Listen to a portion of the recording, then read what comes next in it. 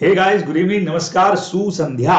तो लॉ का और बीसीआर का पेपर आप लोगों का हो चुका है और मेरे पास जो रिव्यूज हैं वो ये हैं कि ऑल ओवर सब जगह के रिव्यूज हैं कि भाई पेपर बहुत अच्छा हुआ है और बढ़िया पेपर था। एक दो क्वेश्चन के कंफ्यूजन को अगर छोड़ दिया जाए तो बढ़िया तरीके से आप सब लोगों ने पेपर को किया है, तो बहुत बढ़िया बात है। तो बहुत फटाफट से, पहले मेरा प्लान था कि बहुत डिटेल सॉल्यूशन आपको करवा दूं, लेकिन नेक्स्ट पेपर की आप लोग तैयारी भी कर रहे होंगे और सजेशन मेरा ये रहेगा कि आप ये पेपर अभी देखें ही नहीं। रिव्यू भी आप चाहें तो बिल्कुल अपने सारे एग्जाम्स के बाद देखें, बट चूंकि आप लोगों के लगातार मैसेजेस आ रहे हैं कुछ ना कुछ क्वेश्चन के कंफ्यूजन को लेकर के, तो बहुत फटाफट से मैं एक बार पेपर जो है वो रिव्यू आप लोगों के लिए कर देता हूं। आंसर्स मैंने यहां पे पहले से ही नोट डाउन कर दिए हैं, तो डिटेल एनालिसिस की अगर जरूरत होगी तो हम लोग सारे एग्जाम्स खत्म होने के बाद डिटेल पेपर सॉल्व कर लेंगे। लेकिन अभी बहुत फटाफट से आप लोगों को बता देता हूं बच्चे लोगों। देखिए, फर्स्ट क्वेश्चन जो हमारा था कंपलसरी वाला, बहुत सिंपल, जो कॉमन एग्जांपल हम लोग लेते हैं चाय की चुस्कियों के साथ हम इसको सॉल्व कर रहे हैं इस वक्त के अंदर, क्योंकि आज पूरा पेपर एंड होने के बाद मैं भी बहुत रिलैक्स मूड के अंदर हूं एकदम से। तो देखिए first question, x agrees to pay 1 lakh अगर y किल कर दे z को, सिंपल सा क्वेश्चन, और x ने उसके लिए w से पैसा जो है बोरो किया है। तो दो एग्रीमेंट्स यहां पे बन रहे हैं, x और y के बीच में जो किल करने का, और एक x और w के बीच में जो लोन लिया उसका। तो आप सब लोगों ने पढ़ा हुआ है, बहुत बेसिक एग्जांपल अपन स्टार्टिंग के अंदर ही पढ़ लेते हैं कि it is a matter of void agreement as well as illegal agreements, बराबर से। तो वॉइड का, चूंकि इलीगल का कोई डेफिनेशन तो है नहीं, तो वॉइड एग्रीमेंट का डेफिनेशन आप यहां पे लिख सकते हैं, साथ में इलीगल एग्रीमेंट का पार्ट है, और उसके कोलेटरल एग्रीमेंट्स जो भी होंगे लोन वगैरह के, वो सारे भी वॉइड और इलीगल होने वाले हैं। वो वाला पूरा प्रोविजन अपने को यहां पे समझा देना चाहिए था। चलिए जी, बहुत फटाफट से रिव्यू कर रहा हूं, डिटेल एनालिसिस बाद में बात कर लेंगे। सेकंड क्वेश्चन जो अपना है बच्चे लोगों, एकदम सीधा सीधा सा क्वेश्चन, और ये वाला जो क्वेश्चन आप लोग देख रहे हैं ये 2018 के अंदर आईसीए जो है वो एग्जाम के अंदर दे चुका है। 2018 के अंदर ये क्वेश्चन ऑलरेडी आ चुका है बच्चे लोगों, और जिन लोगों को मैंने क्वेश्चन बैंक प्रोवाइड किए थे वो कंपनीज एक्ट के प्रैक्टिस क्वेश्चन में जाकर के देख लें, आपको ये वाला सेम क्वेश्चन इसी तरह का वहां पे मिल जाएगा। तो रिपीटेड क्वेश्चन है जो purely doctrine of indoor management पे जा रहा है बच्चे लोगों, जहां पे एक आर है, मैन्युफैक्चरर है, टॉयज अप्रोच एक कंपनी को करता है, और 1,50,000 के गुड्स उसको सप्लाई किए जाते हैं। पेमेंट करने के लिए जब वो वहां पे जा रहा है तो वहां पे उसको एक एम्प्लॉय मिल रहा है बिलिंग काउंटर के ऊपर, लेकिन कैशियर वहां पे नहीं है। तो वो कहता है भाई पैसा मुझे दे दो, पैसा दे दिया जाता है, वो एक रिसिप्ट भी इश्यू कर देता है, और देन उसके बाद में कंपनी वापस से सूट फाइल कर देती है आर के अगेंस्ट में, नॉन मतलब रिकवरी ऑफ अमाउंट के लिए। और ये बंदा कहता है भाई मैंने आपके एम्प्लॉय सी को ऑलरेडी पैसा दे दिया है। तो आपसे पूछा गया कि बताओ क्या करना है, क्या यहाँ पे फ्री हुआ वो पर्सन या फ्री नहीं हुआ। यहाँ पे ये सीधा सीधा आपसे क्वेश्चन पूछा गया बच्चे लोगों, और एकदम सीधा सा एकदम एग्जैक्ट क्वेश्चन वहां पे आपको देके रखा हुआ है, और उसका आंसर भी बहुत क्लियर कट है।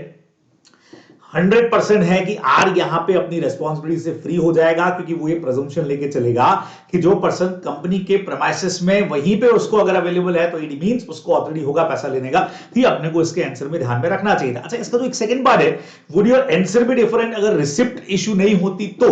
अब प्रैक्टिकली अगर देखें तो रिसिप्ट अगर इशू है या नहीं भी है, तो वहां किसी पर्सन को अगर पैसे दिए तो पेमेंट करना वैलिड रहेगा। लेकिन हो सकता है कि इसके आंसर को इस तरीके से मोल्ड कर दिया जाए, है ना, मे भी इसको मोल्ड कर दिया जाए कि नहीं भाई रिसिप्ट अगर इशू नहीं हुआ है तो इट मींस उसको चेक करना चाहिए था, और अगर उसने चेक करके सारी चीजों को उसने प्रूव अगर कर दिया है तो 100% है कि अभी भी पेमेंट वैलिड होगा और सेम आंसर हमारा रहेगा। तो ये चीज आपको इसमें ध्यान में रखनी चाहिए थी।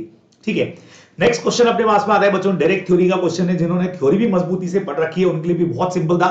अनअसर्टेन गुड्स सेक्शन नंबर 23 में, और एप्रोप्रिएशन ऑफ द गुड्स आप लोग जानते हैं, सिलेक्शन ऑफ द गुड्स और उसके कुछ रूल्स दे रखे हैं, वो अपने को आंसर में लिखने चाहिए थे। अब सेकंड का जो ए पार्ट है,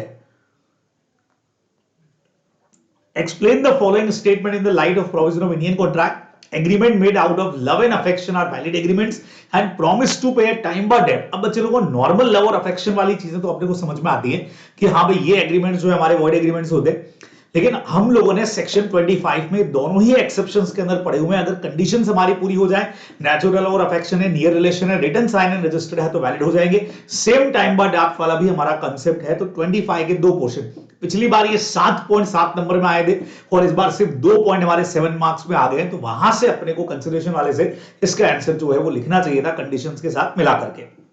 अगला क्वेश्चन बच्चे लोगों सेकंड का भी डायरेक्ट है, जहां आपको सीधा सीधा एलएलपी और कंपनी के अंदर डिफरेंसेस को जो टेबल्स आप लोगों को दे रखी है वहां से आप लोगों को डिफरेंसेस लिख देने चाहिए थे। नेक्स्ट क्वेश्चन बच्चे लोगों को डायरेक्टली आपका एक्सपल्शन का पॉइंट है, कॉन्ट्रैक्ट होना चाहिए, गुड फेथ के अंदर होना चाहिए, मेजोरिटी होना चाहिए, गुड फेथ के अंदर in the interest of the firm होना चाहिए, नोटिस देना उसको जरूरी है और giving chance of being heard अपने को देना पड़ेगा। तो डायरेक्टली सेक्शन नंबर 33 का आपका क्वेश्चन है। नेक्स्ट क्वेश्चन बच्चे लोगों अगर बात करें तो पिछली बार माइनर का था, इस बार इन्होंने इनकैपेबल पर्सन का दे दिया है। Mister Y age 21 year lost his mental balance after the death of his parents in accident. It means unsound mind person का क्वेश्चन है। He was left with his grandmother age 85 year है, incapable है। अब बच्चे लोगों हम लोग जानते हैं सेक्शन नंबर हम लोगों ने 68 में क्वासी कॉन्ट्रैक्ट पढ़ा हुआ है ना, उसका फर्स्ट पॉइंट भी ये necessities apply to incapable person, वहां से हमारा पूरा का पूरा आंसर बन जाएगा बराबर। और इसमें भी सिस्टम वही है, लाइफ की नेसेसिटी अगर प्रोवाइड हो रही है तो जितना प्रॉपर्टी है वहां तक रिस्पॉन्सिबिलिटी बनेगी, अपने को ध्यान में रखना चाहिए। एग्जैक्टली वही पॉइंट यहां पे भी बनने वाला है बच्चों, ध्यान रखेंगे। तो यहां पे हुआ क्या है कि जो नेबर है उसने क्या लाइफ का नेसेसिटी, बिल्कुल उसने फूड सप्लाई किया, नेसेसिटी सप्लाई किया, प्लस साथ में बच्चे लोगों को बढ़िया चीज है कि मेडिकल का खर्चा भी उसने दिया है, मेडिकल ट्रीटमेंट का भी। तो ये पर्सन उसके डिपेंडेंट का मेडिकल ट्रीटमेंट भी इसी के अंदर कवर होगा। तो क्वेश्चन आपसे 3 पूछे गए। Will mister M succeed in filing the suit to recover money? Yes, successful होने वाला है बिकॉज लाइफ का नेसेसिटी है। What is the maximum amount of money can be recovered? तो मैक्सिमम अमाउंट बच्चे लोगों up to the amount of asset, जितना आपने को दे रखा है कि जितना वैल्यू ऑफ द एसेट होगा, जितना भी उसकी एसेट वहां पे आपको क्वेश्चन में दे रखी रहेगी, वहां से वो आप उतना आप रिकवर कर सकते हो, पर्सनली रेस्पॉन्सिबिलिटी नहीं बनती। और लास्ट में पूछ लिया कि medical treatment, yes medical treatment भी लाइफ का नेसेसरी में कवर है। जो इनकैपेबल पर्सन या उनके जो डिपेंडेंट्स है उनका, तो वो भी इसी के अंदर कवर होगा बच्चे लोगों को, बिल्कुल रिकवर हो सकता है up to the amount of estate, ये अपने को लिखना चाहिए था। अगेन अगला क्वेश्चन बच्चों section 54 sales of goods act, unpaid seller के राइट्स हमसे पूछ लिए, रीसेल वाला राइट पूछ लिया, एकदम डायरेक्ट थ्योरी का क्वेश्चन है, बहुत आराम से किया जा सकता है। नेक्स्ट पॉइंट बहुत कॉमन क्वेश्चन, पार्टनरशिप का रजिस्ट्रेशन नहीं करवाने के क्या इफेक्ट्स होते हैं? आप सूट नहीं फाइल कर पाओगे, पार्टनर पे पार्टनर फर्म पे नहीं कर पाएगा, 100 रुपए से ज्यादा का आप सेट ऑफ डिमांड नहीं कर पाओगे, ठीक है, लेकिन थर्ड पार्टी आप पर केस कर पाएगी। लेकिन अगर डिसोल्यूशन का केस करना है तो आप कर सकते हो, उस वक्त में अकाउंट्स का डिमांड कर सकते हो, 100 रुपीज तक का सेट ऑफ डिमांड कर सकते हो, और स्टैट्यूटरी राइट्स के लिए आप केस कर सकते हो। तो नॉन रजिस्ट्रेशन के इफेक्ट्स क्या होंगे और राइट्स जो अनअफेक्टेड है वो सब पूरा 69 आपसे पूछ लिया एक्सेप्शन के साथ। तो बढ़िया क्वेश्चन है, एकदम थ्योरी वाला क्वेश्चन है, तो आप आराम से कर सकते थे। नेक्स्ट क्वेश्चन बच्चे लोगों आता है अपने पास में 5th का ए नंबर, सोगा का क्वेश्चन है, बढ़िया क्वेश्चन इन्होंने पूछा है यहां पे। मिस्टर के visited Makrana Marbles for the purchase of marble and tiles for his newly built house.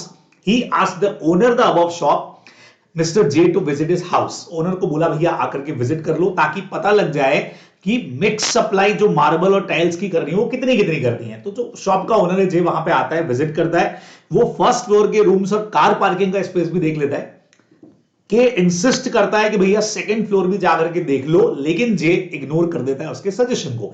Now जे ने अपने हिसाब से 146 blocks of marble as per the size for the rooms और 16 बॉक्सेस जो थे टाइल्स के उसने भेज दी। और एक बढ़िया चीज लिखा है बच्चों, उसने क्वेश्चन भेजा है साथ में, that the tiles can bear only a reasonable weight. ये उसने कह करके भेजा है कि ये टाइल्स खाली एक रीजनेबल वेट को बियर करेंगे, सारा वेट बियर नहीं करेंगे। तो मार्बल और टाइल्स जो है वो सक्सेसफुली लगा दी गई, सेकंड फ्लोर पे नहीं लगी, क्योंकि वहां पे due to different size of the marble जो था वो प्रॉपर नहीं था। तो marble and tiles were successfully laid except on the second floor, क्योंकि उसने देखा ही नहीं था सेकंड फ्लोर। तो now tiles fitted the parking space, अच्छा जो टाइल्स पार्किंग स्पेस में लगा दिया वो भी टूट गई, because weight of the vehicle came for unloading cement bag, तो इस वजह से वो भी क्रैक हो गई। अब के जो है ask J for replacement of the marble and tiles, to which Mr. J refused, taking the argue play that marble were as per the measurement, कि भैया मेजरमेंट के हिसाब से था, और जो टाइल्स थी वो तो आपको पार्किंग एरिया में लगानी नहीं चाहिए थी, क्योंकि वो हैवी लोड ले नहीं सकती है, उसने पहले ही बता दिया था। तो ये एक बढ़िया सा क्वेश्चन उन्होंने बताया। अब इसका आंसर सोचे भी, सर मर्चेंटेबिलिटी में लगा दें या हम इसको क्वालिटी और फिटनेस वाले में डाल दें, बच्चों हिंट इन्होंने खुद ने दे दिया। Can mister J refuse to replace marble? तो इतना पढ़ते आप लोगों के सबके दिमाग में आ तो गई होगा, सर क्वालिटी फिटनेस हमने सेलर की स्किल पे भरोसा किया तो उसको बढ़िया गुड्स देने चाहिए थे, सर ये हम सब लगाएंगे, बिल्कुल सब लोग सही हो। पूछ ये लिया reference to the doctrine of caveat emptor buyer be aware. और आज सुबह और कल में भी बहुत सारे लोगों ने मुझे पूछा था, सर इंप्लाइड कंडीशन और केवीएट एम्प्टर के एक्सेप्शंस एक ही है क्या? बिल्कुल सेम पॉइंट्स ही वहां पे थे, तो इजीली आप लोग इसको कर सकते थे कि यहां पे ड्यूटीज क्या है के और जे की। तो तो सिंपल ये एग्जैक्ट क्वेश्चन बच्चों इस तरह का जहां दोनों की ड्यूटीज पूछी गई है वो हम लोगों ने अपने नोट्स में भी कर रखा है। तो जहां केवेट एम्प्टर के हिसाब से आपको दोनों का ड्यूटीज बताना है, तो के का क्या ड्यूटी बनता है इसके अंदर, जो भी यहां पे सेलर होगा उसका ड्यूटी, अगर बायर उस पर भरोसा कर रहा है तो उसके हिसाब से गुड्स को दे, और बायर की केवेट एम्प्टर की ड्यूटी तो बनती है। अब इस क्वेश्चन में चूंकि सेलर पे भरोसा किया है तो सेलर को उस हिसाब से गुड्स देने चाहिए थे, तो फर्स्ट वाले में तो वो रिफ्यूज नहीं कर सकता है भाई, उसको रिप्लेस देना पड़ेगा बराबर से। जो भी मार्बल वाला जो है वो तो उसको करना पड़ेगा, ठीक है। सेकंड वाले के अंदर जो डैमेज हो गया टाइल्स, उसके बारे में क्या चक्कर है भाई, उसमें उसने पहले ही कह दिया था कि हैवी लोड को नहीं लेंगी तो आपको वहां पे पार्किंग प्लेस में उसको नहीं लगवाना चाहिए था, तो ऐसे में आप उसको बाउंड नहीं कर सकते रिप्लेस के लिए। इस तरीके से हमारा आंसर जो है वो जाना चाहिए बराबर से। तो यहां पे अपना आंसर ये देखिए, मैं यहां पे जो अपना आंसर जाएगा दोनों के अंदर ही, फर्स्ट वाले के अंदर भी क्या जे रिफ्यूज कर सकता है क्या नहीं कर सकता है भाई उसको, क्योंकि आपने सेकंड फ्लोर को चेक ही नहीं किया। लेकिन डैमेज टाइल्स के मैटर के अंदर जो है यहां पे हम उसको बाउंड नहीं कर सकते, बिकॉज उसने पहले ही बोल दिया था जब जिस वक्त में टाइल्स भेजा था कि भाई ये जो है हैवी लोड को नहीं ले पाएंगी, तो ये अपने को ध्यान में रखना चाहिए था। अब बी का जो फर्स्ट पॉइंट है बच्चों, इसको लेके बहुत बवाल मचा हुआ है। बवाल इसलिए मचा हुआ है क्योंकि ये क्वेश्चन स्टडी मैट पुराने स्टडी मैट्स में है, प्लस जो क्वेश्चन बैंक हम लोग करते हैं उसमें भी मैंने क्वेश्चन दे रखा है और ये बता रखा है कि भी पुराना क्वेश्चन है और अब चीजें अमेंडेड हो गई है।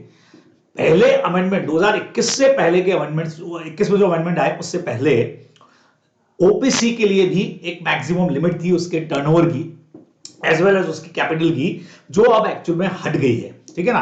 तो अब कई लोग ये मान सकते हैं कि सर ये क्वेश्चन अगर आ गया है तो, बट ऑब्वियस है कॉपी पेस्ट करके दिया है क्योंकि अमाउंट भी सेम यही वाला है उस क्वेश्चन के अंदर 2.25 करोड़। मेरे क्वेश्चन बैंक में भी इस तरह का क्वेश्चन लेकिन पुराना है, मैंने आंसर को चेंज करके वहां पे लिखा हुआ है। अब सवाल है कि ये क्वेश्चन बोनस मार्क्स मिलेंगे सर, क्या होगा कैसे होगा ये तो आईसी ही जाने, लेकिन हो सकता है आईसी इसको बोनस मार्क्स नहीं मान करके ये बोल दे कि हम तो चाहते यही थे कि देखेंगे आपको अमेंडमेंट पता है कि नहीं पता है कि भाई एक ओपीसी है और वो कन्वर्ट होना चाहती है। तो बिल्कुल है कि कोई भी ओपीसी जो है वो प्राइवेट कंपनी के अंदर क्या किसी भी कंपनी में कन्वर्ट हो सकती है, एक्सेप्ट सेक्शन 8 कंपनी, वो किसी भी कंपनी में कन्वर्ट हो बराबर, तो बिल्कुल आराम से कन्वर्ट हो जाएगी। वैसे इसमें एक हिंट थोड़ा सा आपको और दूं, ये सेक्शन हालांकि आपके कोर्स का नहीं है, अदरवाइज कंपनीज एक्ट का सेक्शन नंबर 18 हमारा जो है वो कोई भी कंपनी किसी भी और कंपनी में कन्वर्ट हो सकती है मेमोरेंडम और आर्टिकल्स में ऑल्टर करके। हालांकि ये सेक्शन आपके कोर्स में है नहीं, तो सिंपल आप यहां पे लिख के अगर कोई भी आए होंगे तो मेरे हिसाब से मार्क्स मिलेंगे, और ये भी लिख के आए होंगे अगर this is amended provision and there is no effect of turnover on the conversion, conversion पे इस टर्नओवर वगैरह का कोई इफेक्ट नहीं आएगा, ऐसा कुछ अपने को आंसर में जरूर लिख देना चाहिए था। हालांकि ये प्रोविजन अब है ही नहीं, हट चुका है, ये भी आप लोग ध्यान रखेंगे। लिस्टेड अनलिस्टेड कंपनी बच्चों एकदम छोटा सा सिंपल सा, इंटर में तो फिर भी डिटेल है लेकिन आपके इसमें तो स्टॉक एक्सचेंज के अंदर लिस्टेड है वो लिस्टेड होगी, और जो नहीं है वो अनलिस्टेड कंपनी। छोटी सी 2 क्लॉज 52 के हिसाब से आंसर गया।